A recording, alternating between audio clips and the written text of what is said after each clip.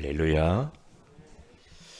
우리 사랑하는 세은의 가족 여러분, 그동안 주 안에서 평안하셨습니까? 오늘은 예수님께서 십자가에 죽으시고 장사한 지 사흘 만에 사망 권세를 깨뜨리시고 부활하신 그 날을 기념하는 부활주일입니다.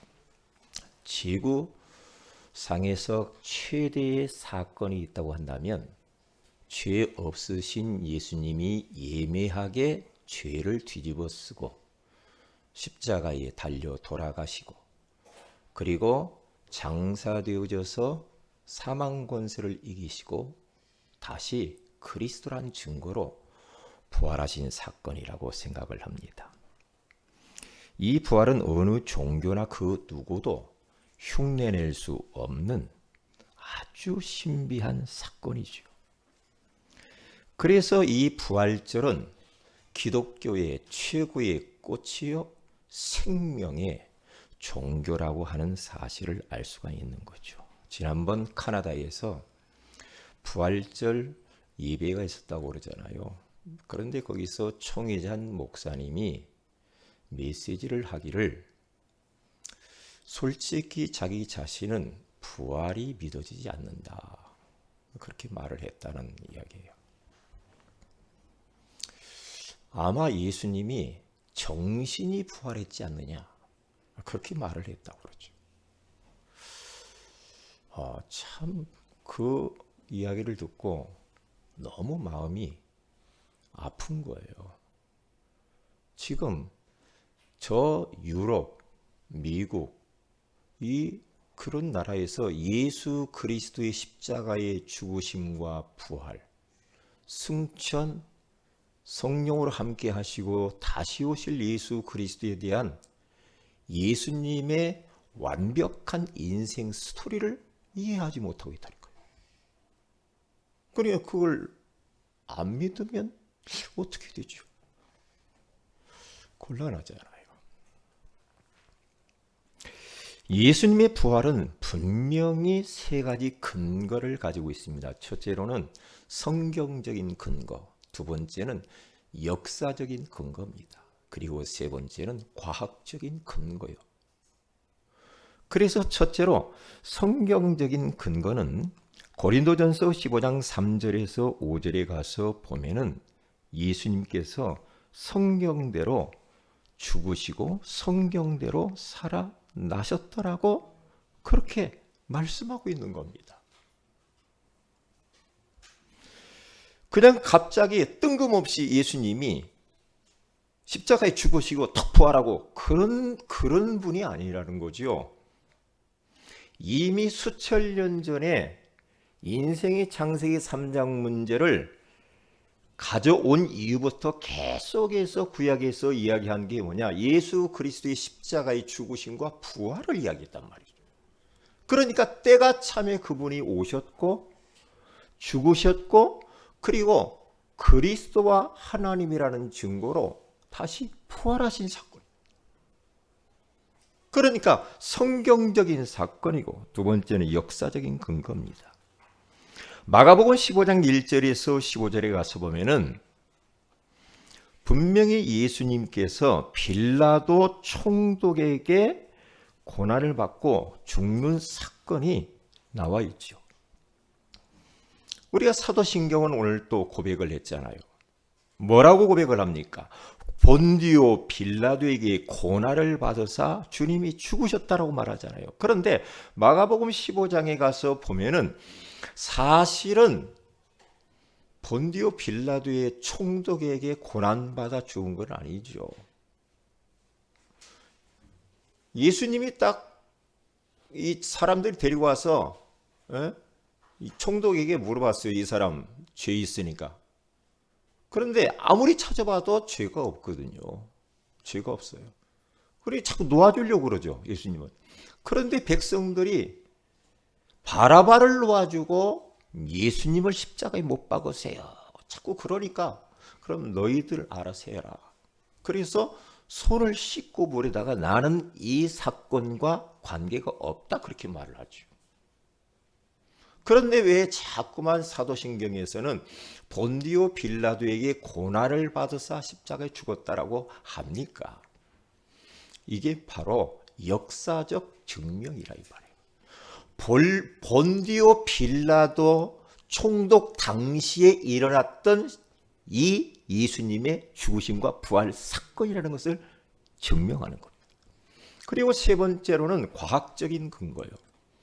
예수님이 그냥 정신이 부활하고 영으로 부활을 해서 그게 아니고 분명히 육신적으로 딱 죽으시고 무덤에 갇혔죠.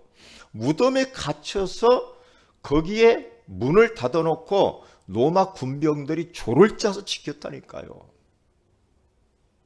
그런데 그 예수님께서 자신을 싸고 있는 세마포는 그대로 있는 상태에서 몸만 쑥 빠져나와요. 그러면서 사람들에게, 제자들에게 나타나서 내가 살아났다라고 이야기를 하지요. 그러니까 유대인과 로마 병정들은 그게 환상을 본 거지, 도적질에 간 거지, 기절했으니까 이런 이야기를 합니다. 그런데 보았다는 사람이 있으니까 확실한 과학적인 증거란 말이죠. 그래서 여러분과 저는 말이에요, 예수 그리스도께서 왜 십자가에 죽으시고 부활해야만 했냐 이 말이에요. 왜 이런 드라마틱한 이 구속의 사건을 연출을 주님이 하셔야만 됩니까? 그렇게 하지 않으면 우리 인간은 구원받을 수가 없어서 그래요. 사랑하는 우리 세은혜의 가족 여러분들, 부활의 산 소망을 가지시길 바랍니다. 그리고 부활의 신앙을 가져야 돼요. 예수님이 부활하셨기 때문에 우리도 우리 주님 이 땅에 재림하시는 날, 우리 모두도 다 부활해서 공중에서 주님을 만나게 될 줄로 믿습니다. 그래서 부활의 증인으로 우리는 당당하게 예수 부활했다라고 말을 해야 돼. 다른 종교에서는 흉내도 못 내. 흉내 내려다가 안 되죠. 안산홍 씨가 내가 죽으면 살아난다고 했는데 3일 되면 살아날 줄 알았는데 안 살아나요. 썩었어요. 다른 종교나 사람은 흉내도 못 냅니다. 자, 그러면 오늘 부활주의를 맞이하여서 우리가 좀 하나님의 사랑을 받은 사람, 내가 얼마나 하나님의 그 사랑을 진하게 받았는지 하나님의 사랑에 대해서 좀 생각을 해봐야 되겠어요. 시골의 어느 집사님이 코로나 때문에 아무 데도 안 가고 그냥 집에서만 있었다고 그러잖아요. 그런데 확진자가 됐다는 거지. 집에서 소파, 주방, 화장실, 침대 그 안에만 있었는데 확진자가 됐대요. 그러면 확진자가 돼요. 살이 확진자. 살이 확 쪄요. 그러니까 밖에 나가서 사람 없는 데 가서 운동도 좀 하고 햇볕 좀 쬐고 그렇게 하세요. 집에 있으면 확진자 된다니까요. 웃자고 하는 이야기요. 여러분들이 웃어줘야 돼. 자, 그러면 하나님의 사랑. 여러분과 저는 하나님의 사랑을 한 몸에 받은 특혜를 입은 사람들이죠. 가능성이 없는 그 상태 가운데 있었던 나, 절대 불가능한 상태 가운데 있었던 나를 우리 주님께서 사랑하셨다 이 말이에요. 본래 인간은 하나님과 함께 할 때 행복하도록 창조되었죠. 그런데 하늘에서 타락한 이 원수 마귀의 유혹을 받아서 하나님 말씀을 불순종하여 죄 가운데 빠졌어요. 그리고 행복의 근원이신 하나님의 품을 떠나면서부터 인간들은 여러 가지 문제로 불행하게 살다가 지옥 같은 인생을 살다가 결국에는 지옥에 갈 수밖에 없는 그 인간의 상태. 이러한 고통 가운데 절망 가운데 있었던 이 인간들을 하나님은 내버려 두지 않았죠. 모른 체 하지 않았다는 거죠. 사람들은 여러 가지 이러한 문제 가운데에서 벗어나 보려고 몸부림을 칩니다. 그래서 종교가 나온 거죠. 종교를 만들고 종교를 막 찾아서 섬기기를 시작합니다. 그래도 안 되죠. 그러니까 지식을 추구하고 학문을 추구하고 철학을 추구하고 산속에 들어가면서 머리를 싸매면서 몸부림을 칩니다. 그 대표적으로 불교가 그러잖아요. 불교는 철학이죠. 자기를 비우고 소재하고 그렇게 해봅니다. 그런다고 인생 문제 해결이 안 되잖아요. 그러니까 어떻게 돼요? 좋은 일을 하면 될 줄 알고 자꾸만 좋은 일을 하면은 내가 이러한 여러 가지 불행에서 인간의 근본 문제에서 해결될 걸 알고 좋은 일 아무리 해봐도 그 좋은 일 가지고는 인생 문제가 해결이 안 되는 거예요. 그래서 사랑의 하나님께서 구원의 손을 턱 내밀었어요. 하나님의 사랑이 턱 나타났습니다. 그게 바로 오늘 요한복음 3장 16절 말씀입니다. 이 말씀은 성경 중에 성경이라고 그러죠. 성경 속의 성경. 이 짧은 한 구절 속에 성경 66권이 다 들어있어요. 그래서 이 성경 말씀 여러분이 암송을 딱 하세요. 암송을.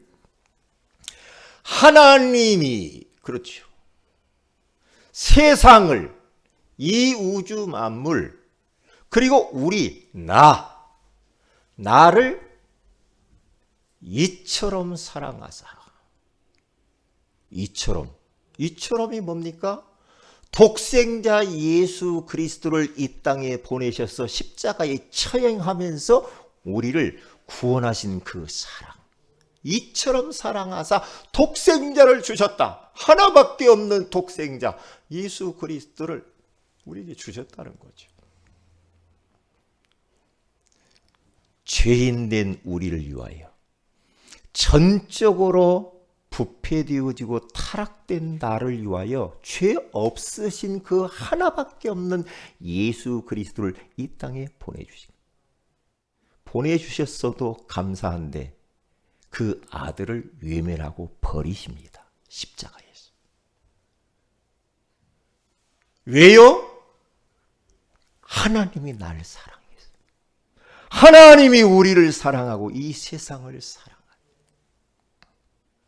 그래서 우리 주님께서는 독생자를 주신다고 주셨고 그러면서 뭐라고 말합니까? 누구든지 예수를 믿으면 우리에게 하나님이 원하는 건 믿으라는 거예요. 멸망하지 않고 할렐루야 영생을 얻게 하려 하심이라. 영원한 생명을 우리에게 주신다는 거예요. 예, 얼마나 감사합니까? 가능성이 없는 그 인간의 상태, 나의 상태, 절대 불가능한 상태, 종교와 철학과 과학과 문명과 선행을 가지고 해결할 수 없는 절대 불가능한 인간의 영적 문제. 이 문제를 다른 방법 가지고는 안 된단 말이에요. 그래서 하나님만이 이 문제를 해결할 수 있기 때문에 친히 하나님이 독생자 예수님을 이 땅에 보내셔야만 하는 겁니다. 그 사랑을 우리가 받았어요. 얼마나 감사해요. 이게 복음이거든요. 복음. 그러니까 우리 하나님은 조건이 없어요. 그냥 무조건적인 사랑이라. 누구는 되고 누구는 안 되고 그런 법도 없어. 우리의 있는 모습 그대로를 사랑하시는 그 하나님의 사랑. 그 사랑. 그래서요, 우리가 때때로는 다른 사람을 대할 때에도 그 사람을 막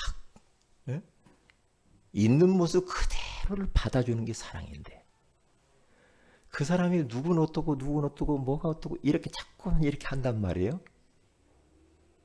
근데 그게 하나님의 사랑을 잘 몰라서 그렇거든. 저는 가면 갈수록 사람들을 그냥 있는 모습 그대로 이렇게 받아주는 마음이 언제부터 생겼어요. 뭐가 안 돼, 뭐가 안 돼, 뭐가 틀렸고 이런 말이 안 나와요. 왜요? 복음, 하나님의 사랑을 알아가면 알아갈수록 그럴 수밖에 없어요. 왜냐?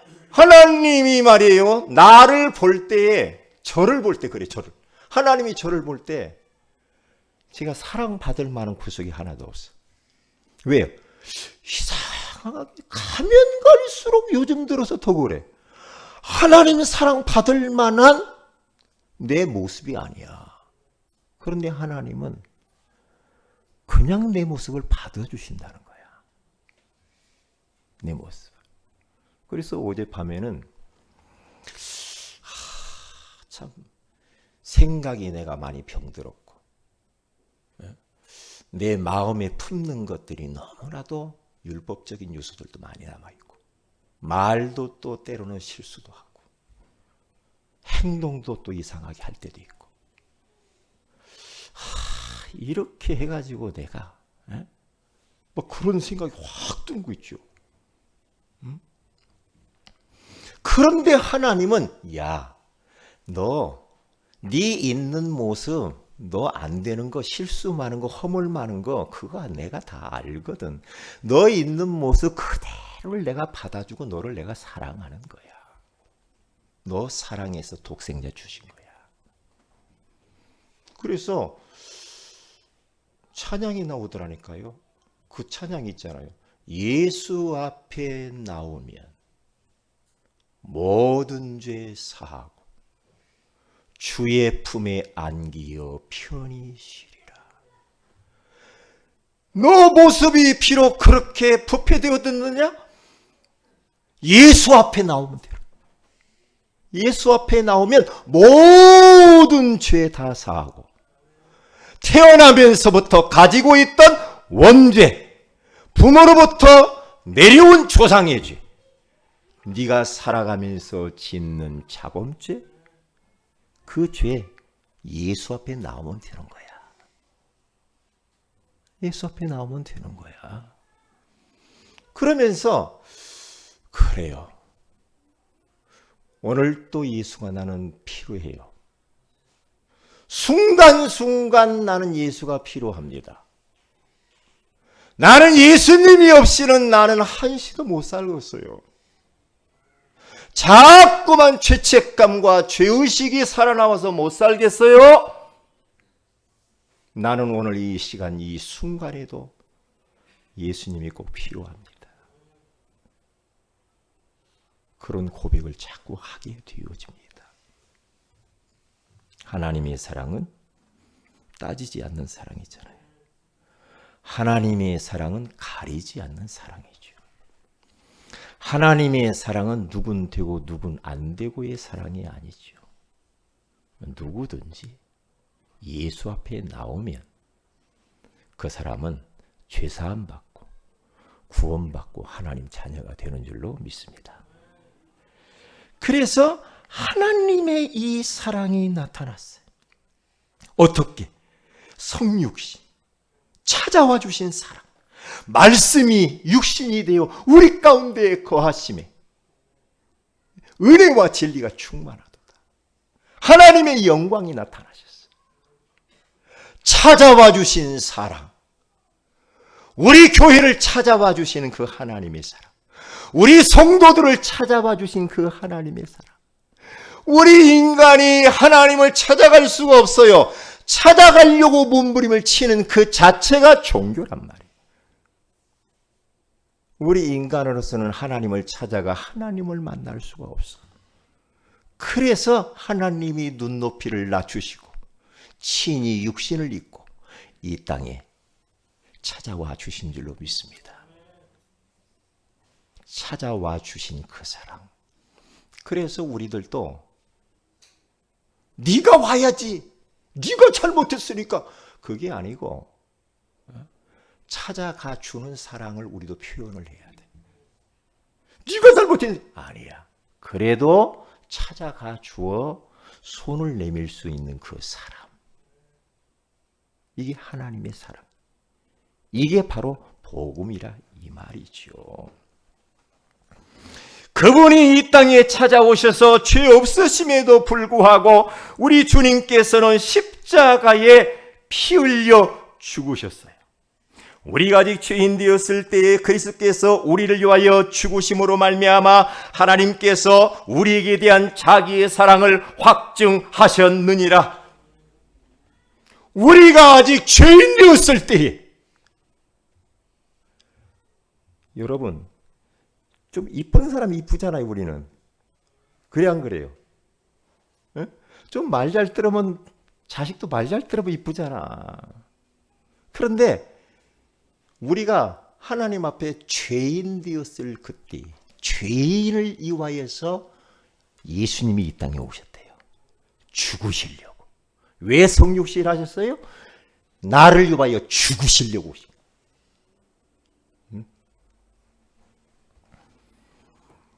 그래서 십자가에 죽으시면서 다 이루었다. 우리의 죄와 저주와 가난과 질병과 답답한 일과 여러 가지로 복잡한 문제들, 과거 문제, 현재 문제, 미래 문제를 우리 주님께 십자가에 죽으시면서 단번에 영원히 완벽하게 청산해버린 줄로 믿습니다. 이게 바로 복음이라 이 말이야. 복음. 바울 똑똑한 사람이잖아요. 그리고 율법으로는 흠이 없다라고 빌립보 3장 1절에 8절에 가서 보면 쭉 나옵니다. 자기의 이력을 딱 이야기를 하는데, 이야, 저 사람 참 율법으로 흠이 없고 바리새인은 아주 하나님을 천재성을 가지고 섬겼거든요. 그리고 가말리엘 문화에서 공부도 많이 했고 철학가예요. 특출한 사람이에요. 그리고 왕족입니다. 그는 왕족, 베냐민 지파 왕족, 로마 시민권을 가지고 있는 사람. 부족함이 없잖아요. 부족함이 없어요. 그런데 그가 다메섹 도상에서 사도행전 9장 1절에 15절에 가서 보면은 부활하신 예수 그리스도를 턱 만나버립니다. 예수 딱 만나고 나니까 그는 주님 앞에 꼬꾸라질 수밖에 없어요. 나름대로 잘났거든요. 그렇죠. 왜? 말씀대로 살았으니까. 얼마나 잘났고 당당했죠. 응? 사람이요, 예수 복음 딱 받으면, 예수는 빛이라, 빛이 딱 들어오면 어두움들이 드러나게 돼 있어요. 얼음 속에 있는 것들이 드러나게 돼 있어요. 바울이 빛 대신 예수를 딱 부활하신 주님을 만나고 난 이후에 거기에서 인생 꼬꾸라지면서 인생의 새 전환점을 가져옵니다. 그러니까 예수 딱 알고 나서 그는 로마교회 성도들에게 편지를 씁니다. 로마서 7장 24절에서 25절에 그는 이렇게 이야기합니다. 오라, 나는 곤고한 사람이로다. 이 사망의 몸에서 누가 나를 건져내리. 그렇게 똑똑하고 잘 나갔던 이 바울의 고백입니다. 로마교회 성도들아, 들어봐라. 예수 알고 나니까 오호라, 나는 부패한 사람이야. 곤고한 사람. 나는 사망 가운데 처해 있는 사람이라. 누가 이 사망의 몸에서 나를 건져내랴. 그렇게 자신의 부패한 모습을 보고 탄식하잖아요. 신앙생활이 더욱 깊어지면 깊어질수록 더 죄인이라는 사실을 알게 됩니다. 그리고 신앙생활이 더 깊어지면 깊어질수록 예수가 아니면 안 된다는 것이 딱 판단이 됩니다. 그래서 내가 구원받은 것이 얼마나 하나님의 큰 은혜와 사랑인가, 이걸 깨닫게 돼요. 내세울 것도 없고 자랑할 것도 없고. 그런데 25절에 이렇게 말합니다. 우리 주 예수 그리스도로 말미암아 이김을 주시는 하나님께 감사하리로다. 나는 곤고한 사람이요 부패한 사람이요 사망 가운데 있었지만 우리 주 예수 그리스도로 말미암아 하나님께 감사하리로다. 그러면서 로마서 8장 1절 2절에 가서 탁 이런 이야기를 합니다. 반전의 이야기를 탁 하는 거예요. 그러므로 이제 그리스도 예수 안에 있는 자에게는 결코 정죄함이 없나니.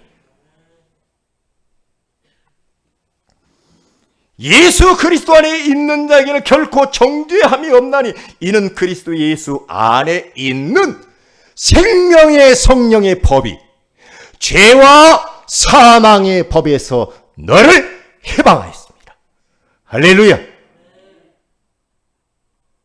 예수 그리스도의 죽음, 부활은 우리 인간의 모든 문제를 단번에 청산했다라고 하는 선포 의식입니다. 선포하는 겁니다. 끝났다 이 말이야. 뭔가 또 이만이 찾아가냐? 뭔가 또 여호와 증인 찾아가냐? 그럴 필요가 없단 말이야. 그러니까 우리들이 예수 그리스도로 답을 내고 딱 끝내야 되지. 그렇지 않고 뭔가 또 찾아다니면서 이상한 데 가버린다.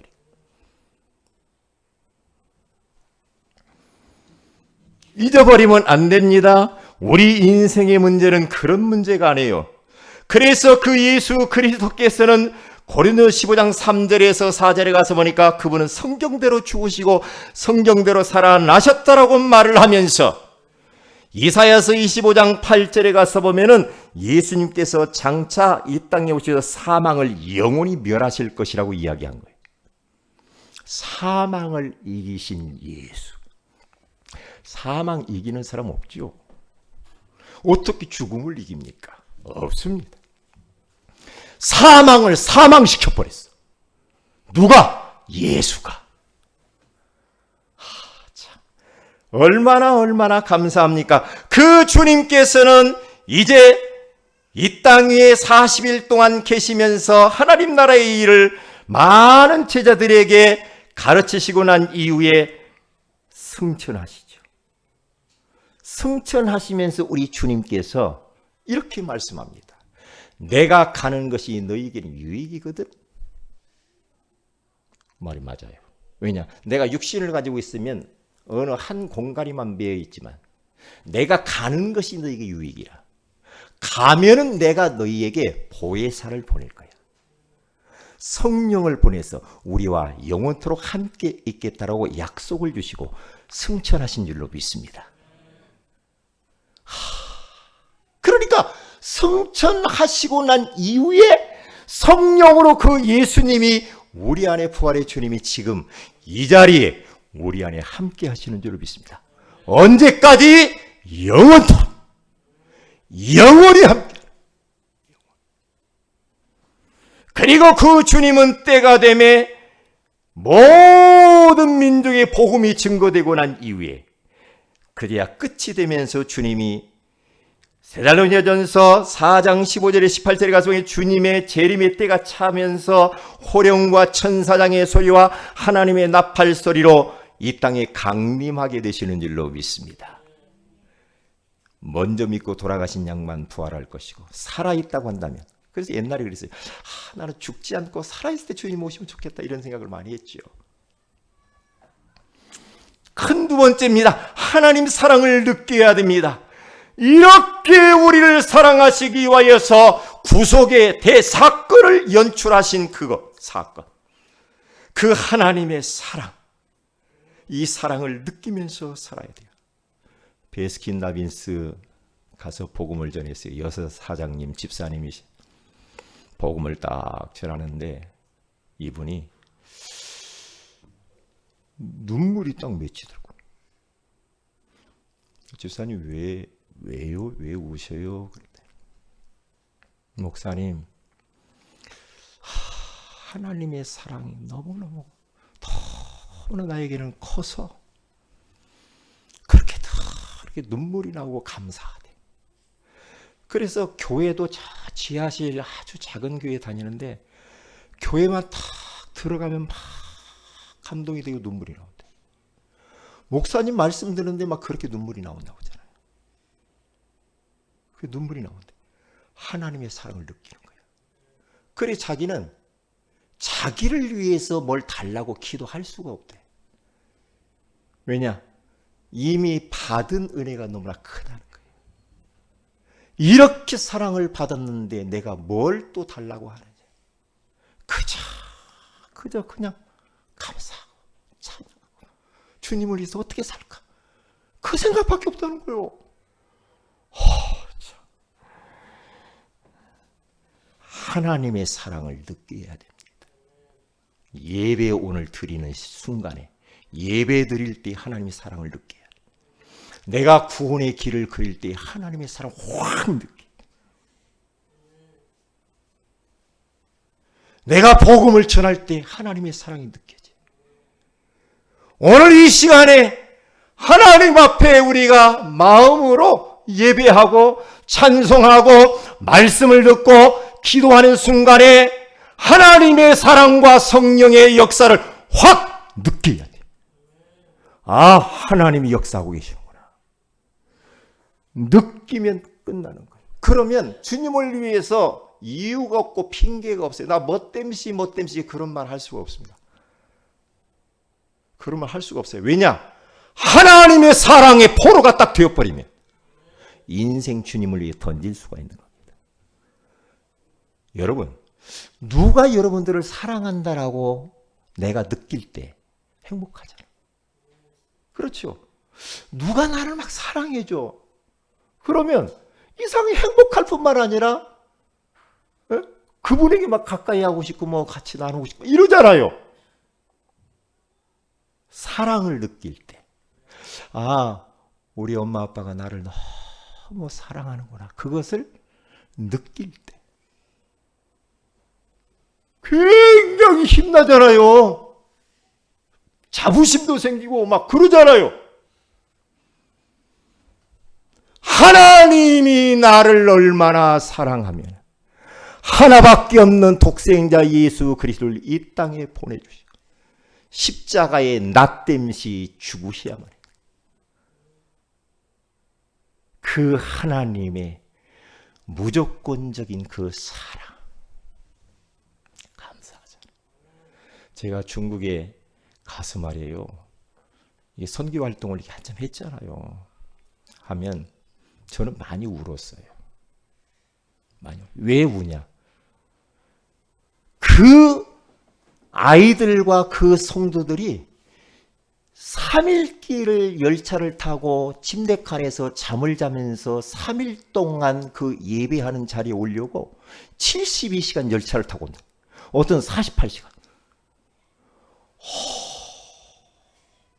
그러면서 예배 드리면 앞에다가 이 녹음기를 갖다 쭉 놔요. 녹음해서 들으려고. 말씀 떨어지면 아멘. 저는 그 모습을 보고 내가 많은 은혜를 받았고 내가 많이 울었다니까.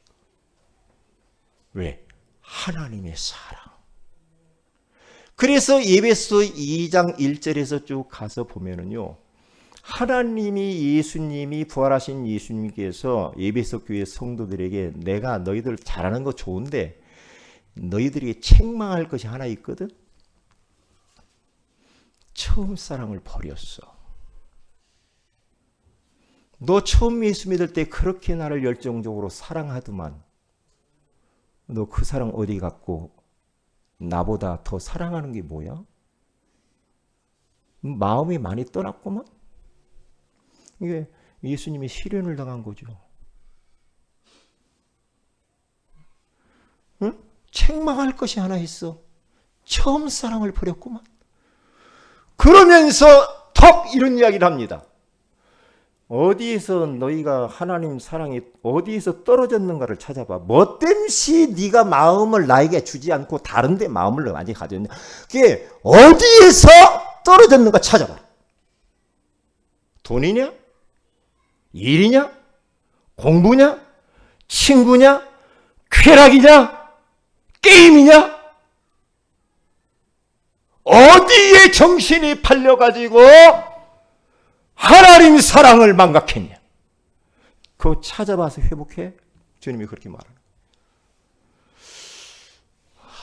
이제 좋은 것이 너무 많아요, 요즘.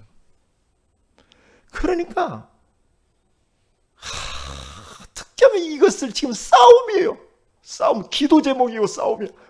하나님, 천국 가는 그날까지 하나님보다 더 사랑하는 것이 내게 없게 해주세요.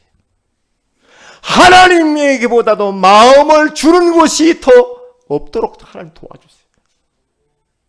내가 하나님이 사랑하는 그 마음을 빼앗기기를 원치 않습니다.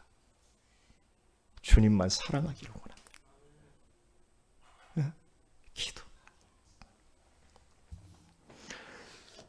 그래서 우리는 결론적으로 봅니다. 하나님의 사랑을 보여주는 사람이 되어야 됩니다. 어떤 상황에서도 하나님의 사랑을 느껴야 됩니다. 조용히 혼자 말씀을 묵상하면서 깊은 기도 속에서 찬양 속에서 일을 하면서 우리가 누구를 만나면서 하나님의 사랑을 확 느껴야 돼요. 느껴야 돼요. 그러면 사람이요, 사랑에 빠져버리면요, 배는 게 없어요. 피곤함도 없어요. 멋대없이 이유가 없어. 여러분, 진짜 남녀가 사랑하면은요, 이유가 없어요. 이유가 없다니까요. 시간 가는 줄 몰라요. 돈 드는지 몰라. 그리고 모든 사람에게 하나님의 사랑을 가지고 대해야 됩니다. 자녀, 부부 사이, 성도 사이, 동료들, 불신자들, 영적 문제 가진 사람들 조건 없이 하나님의 사랑을 가지고 우리는 다가가야 됩니다. 그리고 모든 사람에게 하나님의 사랑이신 예수 그리스도를, 부활하신 예수 그리스도를 우리가 전달하는 그러한 부활의 증인들이 되시기를 주의 이름으로 축복을 드립니다. 다 같이 기도합시다. 하나님의 사랑을 받은 사람이라고 소중한 말씀을 주셔서 감사합니다. 가능성 없었던 우리들의 상태 가운데서 하나님의 사랑이 나타나셔서 이 땅에 예수님을 보내주시고 십자가에 죽으시고 부활하시고 승천하시고 함께 하시면서 재림주로 오실 그 주님 고맙습니다. 주님 사랑합니다. 이제는 우리의 삶 속에서 예배드릴 때, 구원의 길을 그릴 때, 전도할 때 삶 속에서 하나님의 사랑을 느끼며 살게 하시고 그 사랑 전하며 살게 하옵소서. 다 같이 기도하십시다.